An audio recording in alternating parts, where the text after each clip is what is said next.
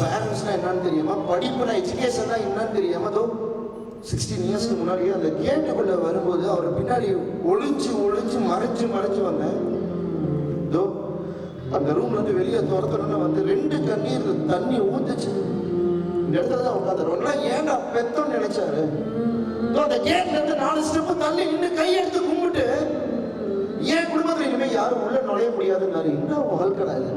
அதே இடத்துல மறுபடியும் ஒரு கெஸ்டா வந்து உட்கார வச்சிருக்கு அப்படின்னு சொல்லி கேட்கும் போது என்ன லைஃப்.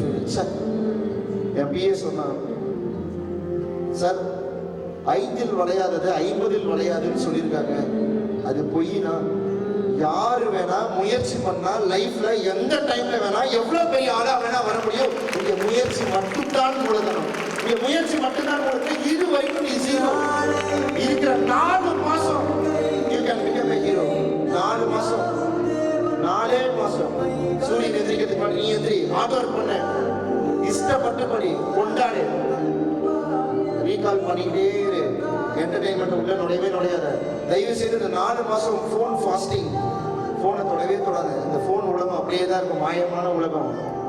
இதுல இதெல்லாம் பெரிய கிஃப்ட் தெரியுமா? இது பெரிய கிஃப்ட் என்ன தெரியுமா? ஒரு 11 இயர்ஸா மோட்டிவேஷன் டாக்ல இருக்கப்போ டெய்லியும் ப்ரோக்ராம் சொல்லி க்ரௌடு எடுத்துட்டு வந்து, இன்னைக்கு இப்போ 1000 பேர் இருக்க, கடைசியில் உட்காந்து இருக்க தம்பி தங்கச்சி கூட என்னை எட்டி பார்த்துட்டு இருக்கேன். எட்டி நின்று பார்த்துட்டு இருக்கேன். Pin drop silent. ஒருத்தர் கூட திரும்பல. Pin drop silent. எங்க அப்பாட்ட ஒவ்வொரு போட்டோவா எடுத்துட்டு அப்படி காட்டுவேன். அப்படியே கண்ணீர் விடுவார், ஆனந்த கண்ணீர். உன் காலை பிடிச்சாலும் அழுத.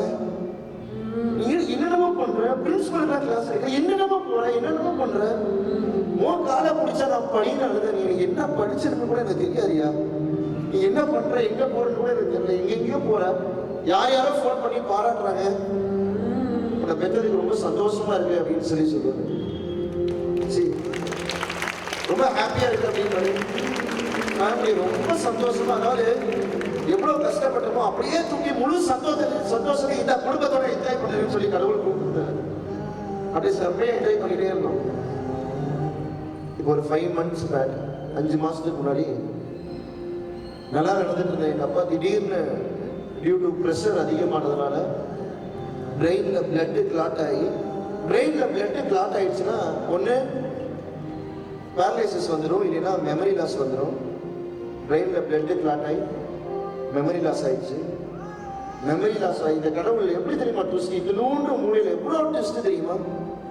மெமரி லாஸ் ஆகி நான் யாருன்னு தெரியாது, எங்க அம்மா யாருன்னு தெரியாது, பார்த்து பார்த்து கட்டின வீடு, கடவுள் சத்தியமா சொல்றேன், பார்த்து கட்டின வீடு அவருதான் இருந்து எல்லாம் பார்த்து கட்டினாரு.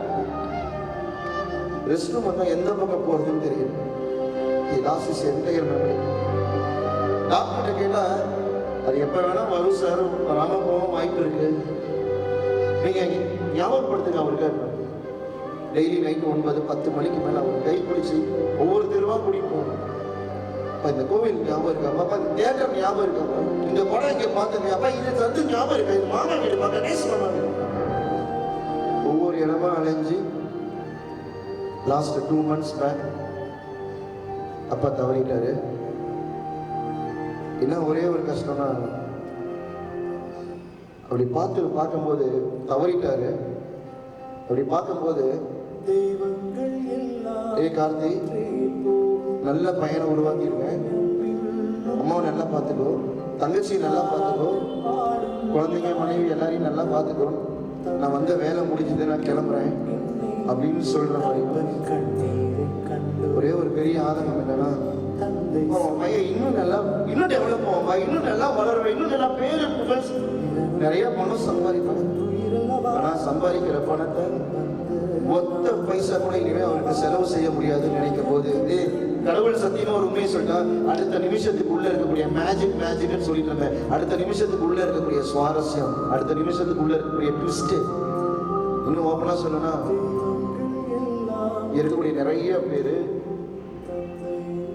தன் பிள்ளைங்க வெற்றி பெற்று கொண்டாடி கார்த்தி மாதிரி பேரு புகழ் சந்தோஷமா வாழும் பொழுது அதை பார்க்கறதுக்கே நிறைய அப்பாக்கள் உயிரோட இருக்கிறது இல்லை. நம்பலினாலும் அதுதான் நிஜம்.